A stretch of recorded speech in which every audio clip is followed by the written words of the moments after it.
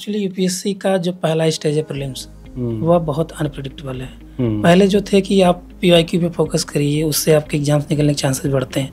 अभी क्या है कि 2022 के बाद से 2023 का अटेम्प्ट देखा जाए तो सडन चेंज हुआ था। उसके बाद 24 में थोड़ा सा जो है लीनियंट हुआ था यूपीएससी, उसके बाद फिर 25 में चेंज हुआ है। जो सीसेट है वो ज़्यादा हर्डल साबित हो रहा है लोगों के लिए। बंगला गाड़ी उन्हें इसलिए दिया जाता है ताकि अगर मान लीजिए उनको टेंशन है कि उनका घर कहाँ है, घर लेना है नहीं लेना है, तो फिर वो काम पे ध्यान नहीं दे पाएंगे। इसलिए हो सकता है कि ये जो बंगला गाड़ी या सुविधाएं उनको दी जाती हैं, उनका लाइफ ईज करने के लिए दिया जाता है, या फिर उनके फैमिली को थोड़ा ईज करने के लिए लाइफ, ताकि वो जो एक्चुअल काम है सोशल वर्क पे फोकस कर सकें। सुविधाएं मान लीजिए आपको जो फील्ड वर्क मिलता है, जो काफिला चलता है, वो ज़्यादा से ज़्यादा 10 साल चलेगा। उसके बाद आपको सेक्रेटेरिएट में ला के बिठा दिया जाएगा, आप तो बैठे रहेंगे, फिर टेबल जॉब है ना। बहुत सारे नाम आते हैं जाकर के, वो करप्शन में लिप्त हो जाते हैं, करोड़ों का घोटाला कर देते हैं जाकर के। क्या मतलब है सिलेबस, ये सब्जेक्ट हटा ही देना चाहिए फिर तो?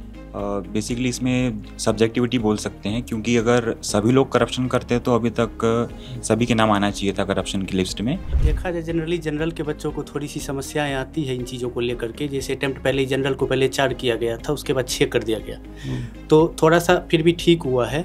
लेकिन अभी एज रिलैक्सेशन को लेकर के भी देखा गया, जनरल को ईडब्ल्यूएस आरक्षण सब भी दिया भी गया, इकोनॉमिक वीकर सेक्शन को दिया गया है, तो एज रिलैक्सेशन उनको नहीं है। मतलब उनको ज़्यादा फायदा उन चीज़ों का उतना नहीं मिल रहा है जिस एवज में मतलब बाकी SC ST या OBC कैटेगरी के लोगों को मिलता है। जो आप बोल रहे थे कि 6 अटेम्प्ट में भी उसका निकल नहीं पा रहा है, लेकिन कोई बंदा है कि IB का बंदा है जो जा रहा है आप UPSC में, सेकेंड अटेम्प्ट में निकाल लिया उसने, जो भी क्वालिफाई कर लिया, तो ये तो हमारे कंट्री के लिए अच्छा है ना कि वो एक ब्रिलियंट बंदे इस जॉब में जा रहे हैं जो कि बाद में रूल करेंगे या फिर एडमिनिस्ट्रेशन को संभालेंगे। अगर आप यूपीएससी फील्ड में आए हैं, 2-3 अटेम्प्ट आपको देना चाहिए, 3 अटेम्प्ट, उसके बाद आपको आत्मचिंतन करना चाहिए। तो सेल्फ इंट्रोस्पेक्शन जो है सबसे ज़रूरी चीज़ है यूपीएससी में। अगर आपको लग रहा है कि कहीं ना कहीं चूक हो रही है, 1-2 अटेम्प्ट आप काम करिए उस पर। उसके बाद सिविल सर्विस में स्टेट PCS भी है, IB है, EPFO, ये सारे एग्जाम्स हैं, उनको साथ में साथ उसको दें, क्योंकि एक साल आप एक ही एग्जाम की तैयारी करिए और प्रीलिम्स में कुछ सर्टेनिटी नहीं होती है। हेलो दोस्तों, मैं हूं दिल्ली के गांधी विहार में। गांधी विहार जो है वो यूपीएससी के एजुकेशन का हब भी कहा जाता है। यहाँ तमाम स्टूडेंट ऑल ओवर इंडिया के यहाँ पर आकर के पढ़ाई लिखाई करते हैं, 6x6 के कमरे में रहते हैं और अपना जीवन यापन करते हैं। तो ये जो लाइब्रेरी है, इसमें तमाम जो स्टूडेंट आप देख रहे हैं स्क्रीन पर, ये जो स्टूडेंट हैं वो यूपीएससी की तैयारी कर रहे हैं। कुछ स्टूडेंट ऐसे हैं इन्होंने प्रीलिम्स दिया है, कुछ तैयारी कर रहे हैं, अगले साल देने वाले हैं। तो इनसे हम बातचीत करेंगे और जानेंगे कि सच में यूपीएससी का जो स्ट्रगल है, जो बच्चे फेस करते हैं, जो बच्चों के अंदर जो भावनाएं होती हैं यूपीएससी के लिए, वो क्या है। तमाम जो रॉयल्टीज़ मिलती हैं स्टूडेंट को, जो अब IAS PCS बनते हैं जाकर के, उसके ऊपर इनका क्या ओपिनियन है, एथिक्स के ऊपर क्या ओपिनियन है कि एथिक्स का पेपर जो ऐड हुआ है, ये तमाम क्वेश्चंस के ऊपर हम इनसे चर्चा करने वाले हैं। क्या नाम है आपका? मेरा नाम आशीष है। आशीष, तो तैयारी कब से चल रही है? मैं 2022 में मेरा PG कंप्लीट हुआ है। उसके बाद से मैंने 2 बार यूपीएससी का अटेम्प्ट दिया, प्रीलिम्स 2 बार यूपीएससी का। अभी BPSC वगैरह की तैयारी कर रहे हो? हाँ, अभी मैं स्टेट सर्विसेज की तरफ, मैंने 2023 में दिया था यूपीएससी, तो सडन सिलेबस चेंज हुआ था प्रीलिम्स का। तो उसके बाद मुझे लगा कि प्लान B की तरफ भी थोड़ा सा ज़्यादा बेहतर है, क्योंकि अगर आप एक साल में एक ही एग्जाम की तैयारी करें और सडनली जो है कि सिलेबस प्रीलिम्स का अलग हो जाए, तो फिर काफ़ी प्रॉब्लम होती है। इससे आपका 1 ईयर जो है कि पूरा लॉस हो जाता है। तो इसलिए मैंने स्टेट सर्विसेज का प्लान B बनाया है। क्या नाम है? मेरा नाम अभिमन्यु है। अभिमन्यु, कहाँ से आप? मैं प्रॉपर हैदराबाद से हूँ। हैदराबाद से? हाँ। और तैयारी कब से चल रही है? मैंने ग्रेजुएशन अपना 23 में कंप्लीट किया था और डायरेक्ट ग्रेजुएशन के बाद ही मैंने चालू कर दिया था। तो कोई अटेम्प्ट दिया आपने? हाँ, मैंने 2 अटेम्प्ट दिया था।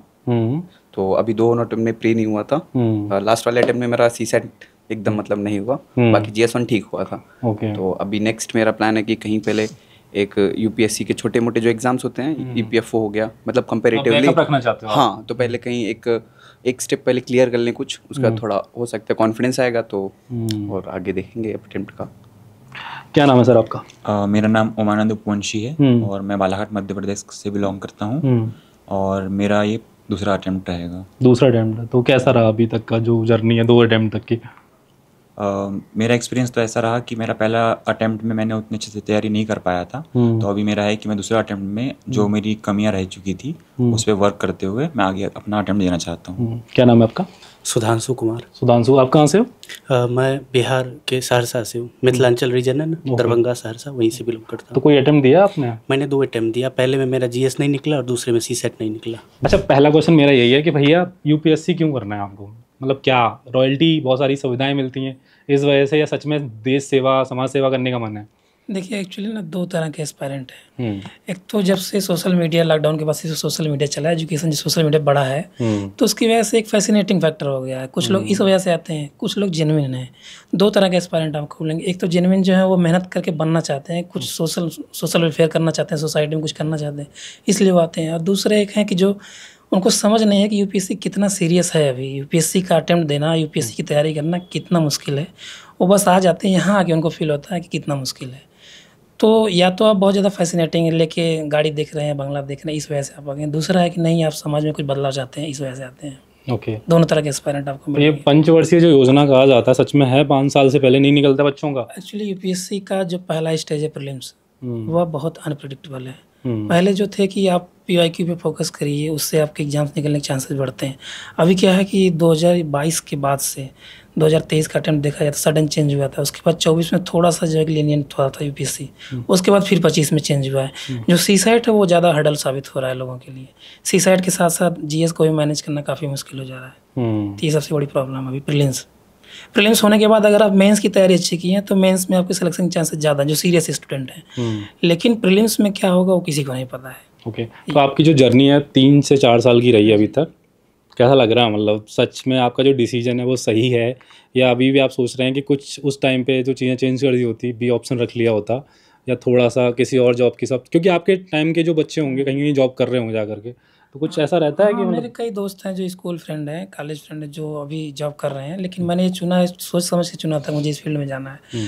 तो फिर पछतावा नहीं होना चाहिए, ये होना चाहिए कमियां क्या हैं अपने, इस पर काम करना चाहिए। सिविल सर्विसेज में आपको जाना है, अगर आपको सेवा ही करनी है समाज की, तो फिर आप स्टेट सर्विसेज के थ्रू भी जा सकते हैं।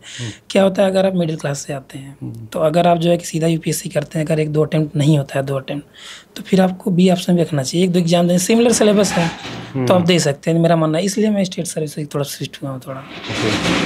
अच्छा, जैसे कोई आईएएस बन जाता है, आईएएस बनने के बाद क्या होता है, उसे बंगला, अच्छा खासा बंगला मिल जाएगा, गाड़ी मिलेगी, पुलिसों का एकदम काफिला चलता है, ऐसे नेताओं के पीछे चलता है। तो एक सिविल सर्वेंट, जैसे सिविल सर्वेंट कहते हैं, वो उसके पास इतनी सारी सुविधाएं देना, क्या लगता है मतलब एक जेन्युइन चीज़ है जा करके? क्योंकि भाई अगर वो बस में नहीं चल रहा है जा करके, तो बस का स्ट्रगल नहीं जानेगा, बस की जो खमियां हैं वो नहीं जानेगा जा करके। अगर वो किसी जा करके घर में नहीं रह रहा है, सड़क पे नहीं चल रहा है, तो उनकी प्रॉब्लम्स नहीं जानेगा। तो वो सुविधाएं मिलनी चाहिए उसे। मेरा इसमें थोड़ा पॉइंट ऑफ व्यू अलग है। जैसे मान लीजिए आप कह रहे हैं कि बस में चलना चाहिए तभी उसको पता चले, वो तैयारी से पहले बस में चल चुका होगा, क्या पता। और उनका जो 15 साल का फील्ड का सर्विस होता है, फील्ड सर्वे यही होता है कि वो फील्ड में जाके ही काम करते हैं। ऐसा नहीं, वो बंगला गाड़ी उन्हें इसलिए दिया जाता है ताकि अगर मान लीजिए उनको टेंशन है कि उनका घर कहाँ है, घर लेना है नहीं लेना है, तो फिर वो काम पे ध्यान नहीं दे पाएंगे। इसलिए हो सकता है कि ये जो बंगला गाड़ी या सुविधाएं उनको दी जाती हैं, उनका लाइफ ईज करने के लिए दिया जाता है, या फिर उनके फैमिली को थोड़ा ईज करने के लिए लाइफ, ताकि वो जो एक्चुअल काम है सोशल वर्क पे फोकस कर सकें। मुझे लगता है इसकी वजह से दिया जाता है। अच्छा, बहुत सारे जो बच्चे होते हैं वो आईआईटी जाते हैं, आईआईटी के बाद अच्छा पैकेज लेके बैठ जाते हैं।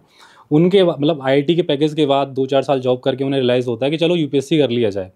क्या रीज़न रहता है, इतने बड़े पैकेज छोड़ के आते हैं, आईएएस पीसीएस बनते हैं? मतलब क्या क्या अट्रैक्ट करता है? ये जो शानो शौकत जो मिलती है, रॉयल्टी मिलती है, काफिला चलता है, ये सब चीज़ों की वजह से आते हैं, या सच में वो समाज सेवा करनी होती है इसलिए आते हैं बच्चे?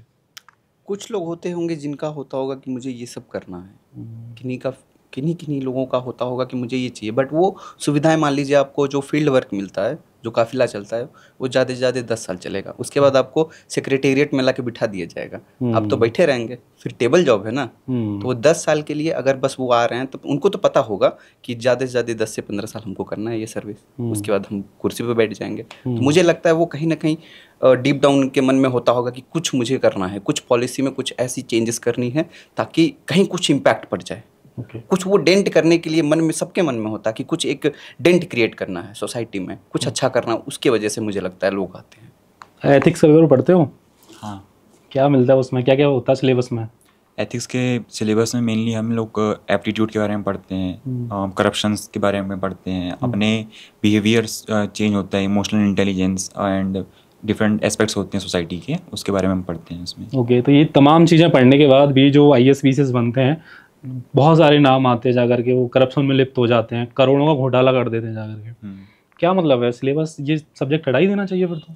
बेसिकली इसमें सब्जेक्टिविटी बोल सकते हैं, क्योंकि अगर सभी लोग करप्शन करते तो अभी तक सभी के नाम आना चाहिए था करप्शन की लिस्ट में। लेकिन इसमें सब्जेक्टिव मैटर है ये कि कोई बंदा कर रहा है करप्शन, कोई नहीं कर रहा है। हो सकता है कि ये उनकी नीड्स को वो फुलफिल नहीं कर पा रहे हैं। जैसे आपने बोला था अभी पहले कि कई IITians होते हैं जो कि इसमें शिफ्ट होते हैं। अब हो सकता है कि वो जब सर्विस में आ रहे हैं और वो फिर देखते हैं कि यार मैं पैकेज ले रहा था 50 लाख का, तो उस समय उनकी जो ईज़ ऑफ लिविंग थी, उनका स्टैंडर्ड ऑफ लिविंग था, वो हो सकता है कि वो बहुत ज़्यादा था। वो पर मंथ वो लोग एक्सपेंड कर सकते हैं 2 लाख पर मंथ। लेकिन अब चूंकि वो सर्विस में है, अब उन लोग को उनकी नीड्स जो है वो 50,000 से 60,000 के बीच में उनको ख़त्म करनी होती है, लेकिन अब वो फुलफिल नहीं कर पा रहे हैं। तो हो सकता है इसलिए जो कुछ लोग हैं वो ब्राइबरी का इस्तेमाल करते हैं, करप्शन करते हैं।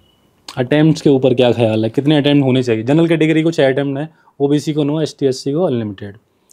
अब ST SC वाला जो बंदा है वो मतलब 40 साल तक तैयारी कर रहा है, और एक जो 23-24 साल का OBC ST जनरल कैटेगरी का बंदा आकर के उसके साथ कंपटीशन देता है। तो और दूसरी बात, जो बच्चे IAS की PCS की तैयारी कर रहे थे उन्हें कहीं जॉब मिल चुकी है, वो भी कंपटीशन दे रहे हैं उनके साथ में।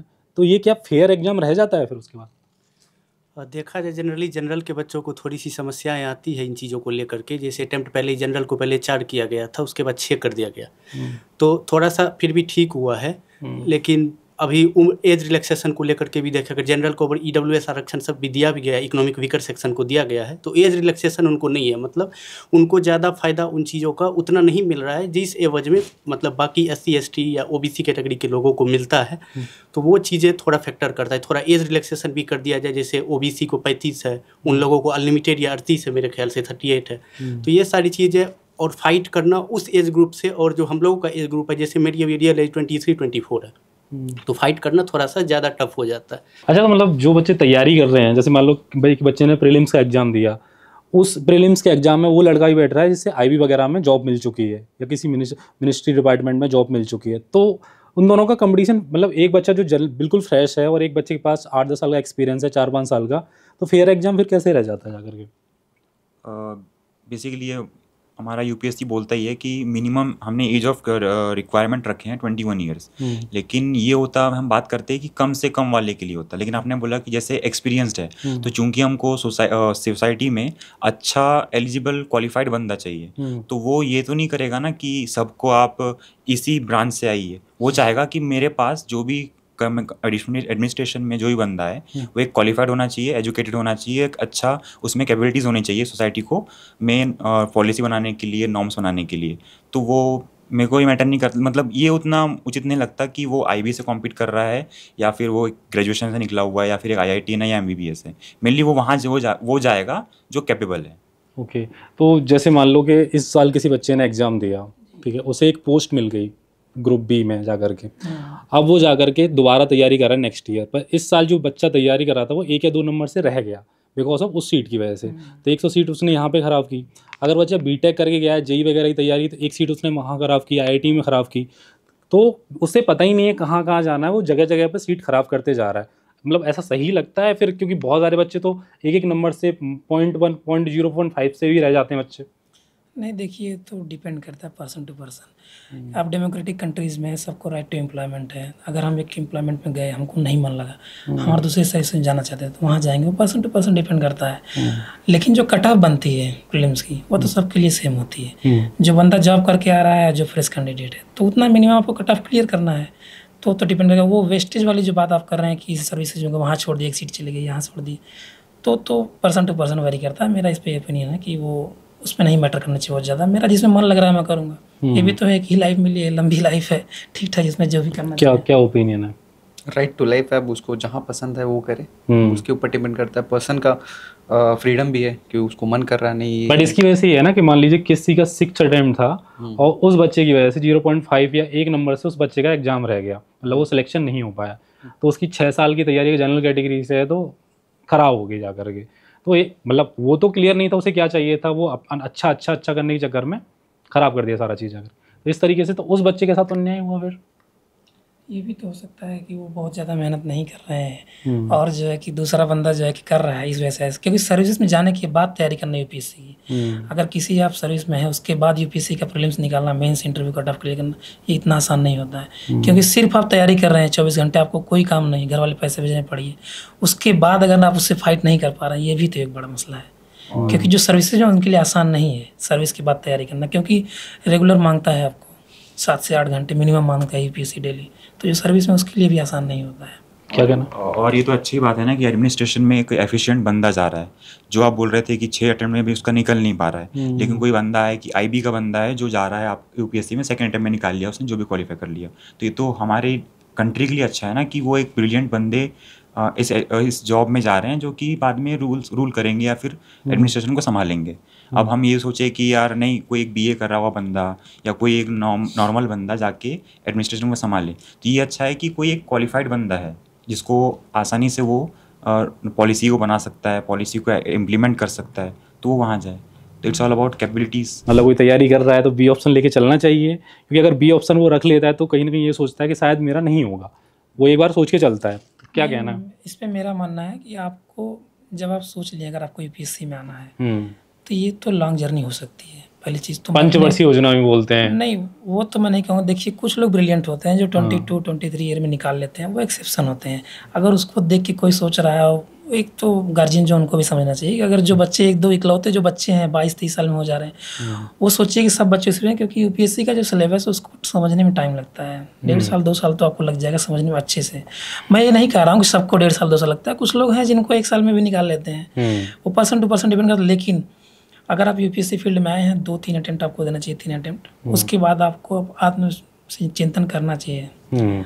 तो सेल्फ इंट्रोस्पेक्शन जो है सबसे ज़रूरी चीज़ है यूपीएससी में। अगर आपको लग रहा है कि कहीं ना कहीं चूक हो रही है, 1-2 अटेम्प्ट आप काम करिए उस पर। उसके बाद सिविल सर्विस में स्टेट पीसीएस भी है, आईबी है, ईपीएफओ, ये सारे एग्जाम्स हैं, उनको साथ में साथ उसको, क्योंकि 1 साल आप एक ही एग्जाम की तैयारी करिए और प्रीलिम्स में कुछ सर्टेनिटी नहीं होती है।